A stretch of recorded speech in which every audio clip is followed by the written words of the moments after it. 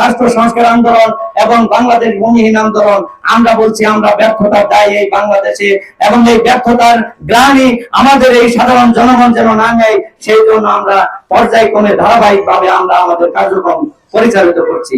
আপনারা জানেন যে এই দেশ এই 1971 সালের আগ পর্যন্ত আমাদের এই দেশটাকে শাসন, শোষণ, নির্যাতন, লুণ্ঠন করে গেছেন ব্রিটিশ উপনিবেশিক শাসন।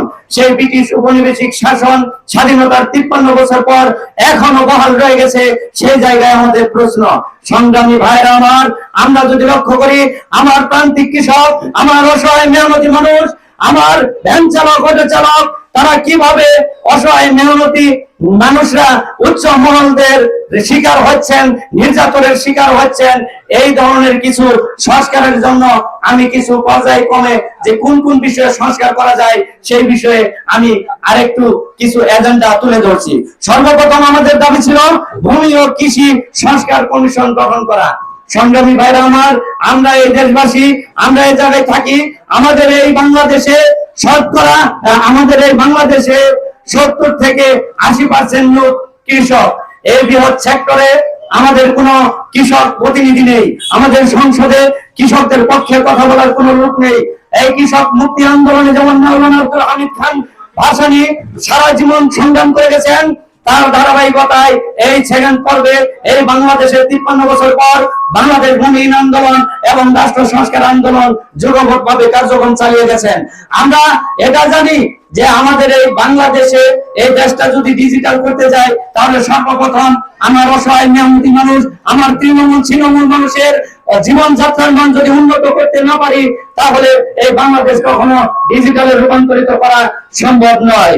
দ্বিতীয়, ফসলের ন্যায্য মূল্য নিশ্চিত করুন এবং কৃষি ভর্তুকি সরাসরি কৃষক পর্যন্ত পৌঁছে দিতে হবে। এটা আমাদের ইতিপূর্বের দাবি। এই সকল দাবি নিয়ে আমরা সমগ্র বাংলাদেশে আমরা আন্দোলন সংগ্রাম করে যাচ্ছি। ভূমিদস্যুদের দখল থেকে ধার্য উদ্ধার করে ভূমিহীনদের মাঝে বরাদ্দ দেওয়ার নিয়েও আমাদের একটা দাবি ছিল। আমরা এখানে হয়তো আমরা সবাই মাথা গোঁজার স্থান পেয়েছি, কিন্তু আপনারা জানেন ঢাকা শহরমুখী অনেক লোক, তারা আপনার ছিন্নমূল ভাবে বসবাস করছে, ভাসমান পর্যায়ে তারা এক এক জায়গায় এক এক সময় অবস্থান করছে। আমরা তাদের জন্য ঢাকা জায়গায় যে সকল প্রভাবশালী লোক, যখন যে সরকার আসে তখন সে সরকার নিয়ন্ত্রিত নেতা এবং এমপি মন্ত্রীরা তারা এই মূল্যবান খাত জায়গাগুলো দখল করে তারা অট্টালিকা এবং প্রাসাদ তৈরি করে। আমরা সেটাই বলছি যে না, আমার ভূমিহীন, আমার অসহায় মেহনতি প্রান্তিক কৃষক তারা রাস্তায় ঘুমাবে, আর আমার এই সরকারি জায়গায়, আমার এই সাধারণ জনগণের জায়গায় এক জমিদার, এক ভূমিদস্যু তারা অট্টালিকা তৈরি করে তারা কল ফ্যাক্টরি তৈরি করবে। সেই জায়গায় আমাদের ভিন্ন মত আছে। লুটপাট ও পাচারকারীদের সম্পদ উদ্ধার করে বিশেষ ট্রাইব্যুনাল গঠন করার কথা আমরা ইতিপূর্বে বলেছি। এটা কিভাবে, যখন যে সরকার আসে তখন সেই সরকার নিয়ন্ত্রিত এমপি মন্ত্রীরা আমার দেশ থেকে আমার সোনার ছেলেদের, আমার সোনার মা বোনদের অর্থ লুট করে তারা বিদেশে অর্থ পাচার করে। এটার জন্য বিশেষ ট্রাইব্যুনাল আমরা দাবি করছি যে এক সরকারের নেতা, এখন অনেক নেতা পালিয়ে গেছেন, কিন্তু পরবর্তীতে আবার এই সরকার যখন ক্ষমতায় আসবে তখন আবার এই অর্থ পাচারকারীরা এই বাংলাদেশে এসে রাজত্ব করবেন। আমরা সে জায়গায় প্রশ্ন তুলেছি। নদীতে জেগে ওঠা খাত জমি জনগণের মালিকানায় প্রতিষ্ঠা করতে হবে। আমরা দেখেছি এই যে নদীতে, এই যে আপনাদের এখানে যে অনেক চর আছে, এটা যখন নদীতে থাকে তখন এটা দীর্ঘমেয়াদী থাকার পর এটা খাসে রূপান্তরিত হয়ে যায়। এটা জমি কখনো খাস হতে পারে না। এই জমিটা জনগণের মালিকানায় বুঝিয়ে দিতে হবে। এরপর আমরা কৃষকের সঙ্গে আলোচনা করে কৃষি পণ্যের মূল্য নির্ধারণ করার কথা আমরা এটা দাবি জানিয়েছিলাম। কারণ আপনারা জানেন একটা মোবাইল কোম্পানি, সে তার কোম্পানিতে এই মোবাইল কোম্পানি রেট দিয়েছেন 20,000 টাকা, লাভ্যাংশ সহ সে ক্যারিং খরচ বাদ দিয়ে রেট দিয়েছেন 20,000 টাকা। কিন্তু অত্যন্ত দুঃখের বিষয়, আমার কৃষক রোদে পুরে বৃষ্টিতে ভিজে সে তার ফসলের মূল্য নির্ধারণ করতে পারে না। সেই জায়গায় আমাদের প্রশ্ন, হাট ঘাট ইজারার নামে আধুনিক জমিদারি প্রথা বাতিল করতে হবে। কেননা আমরা দেখেছি হাট ঘাট ইজারা, এই জায়গায় একটা সিন্ডিকেট বসবাস করে, যারা অর্থবিত্তশালী প্রভাবশালী, তারা এই মহলগুলা নেতৃত্ব দেয়। এটা সাধারণ জনগণ এবং আমার কৃষকের মাঝে উন্মুক্ত করে দেওয়ার আমরা দাবি জানাইছি। আমরা যারা এই যে বস্তিতে থাকে, বস্তিবাসী, সেখানে আমাদের প্রশ্ন ছিল আগে পুনর্বাসন করা হচ্ছে, আমরা ইতিপূর্বে সেটা নিয়েও আমরা আন্দোলন সংগ্রাম করেছি। বেকার ভূমিহীনদের কর্মসংস্থানের জন্য বিনিয়োগ করতে হবে, সেই বিষয়গুলো নিয়েও আমরা আন্দোলন সংগ্রাম করেছি। সংবিধান সংস্কার সভা এবং জাতীয় সংসদ নির্বাচন একসাথে করতে হবে, এই বিষয়গুলো নিয়েও আমরা আন্দোলন সংগ্রাম করেছি। রাষ্ট্রের সকল ক্ষমতা ও সম্পদের উপর জনগণের মালিকানা প্রতিষ্ঠার জন্য রাষ্ট্রের পূর্ণ সংস্কারের আমরা দাবি করেছি।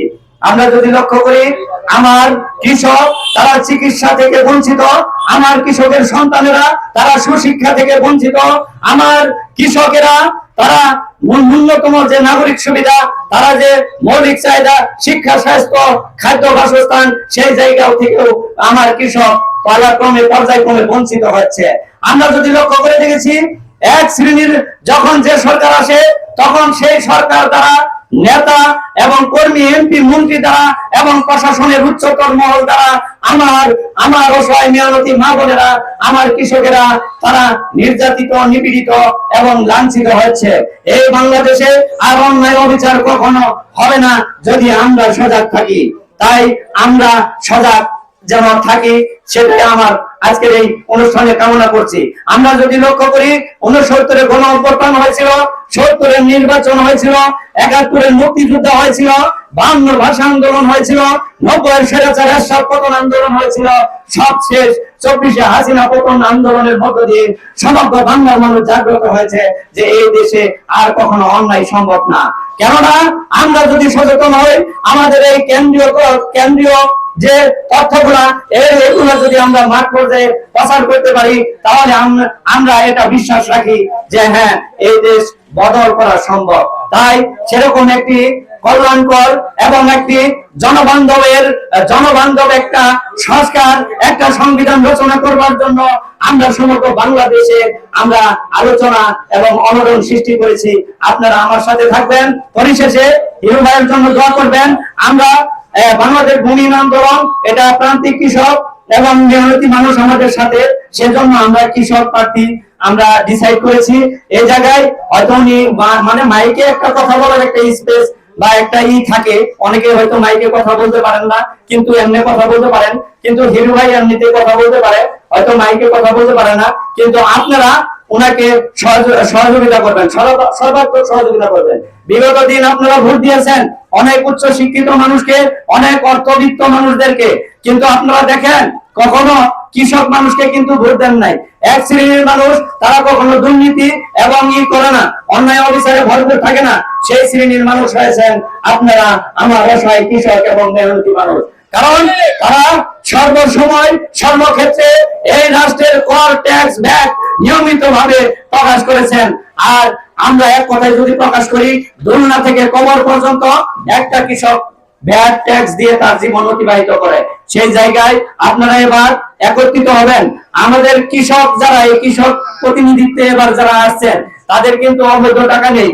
অবৈধ টাকা থাকলে তারা বৈধ টাকা খরচ করে, অর্থবিত্ত খরচ করে তারা এমপি হওয়ার আশা দেখতো, স্বপ্ন দেখতো।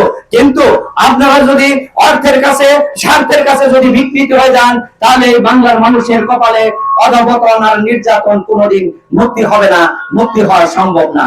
তাই সেই জায়গায় আমি বলতে চাই, আমি মাদারগঞ্জ থেকে এসেছি, হিরু ভাই আমার অত্যন্ত কাছের ভাই।